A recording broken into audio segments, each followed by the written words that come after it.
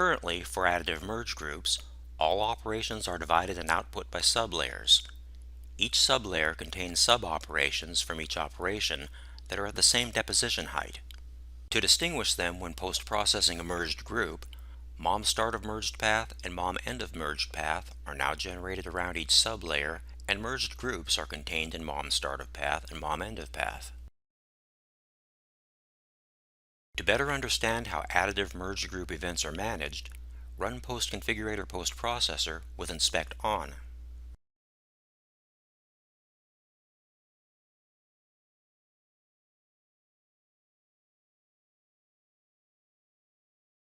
On the MOM Events tab in the Inspect Postprocess Run window, you can see that MOMstartofmergedpath and MOMendofmergedpath are now generated around each sublayer, and the merged groups are contained in MOMstartofpath and MOMendofpath.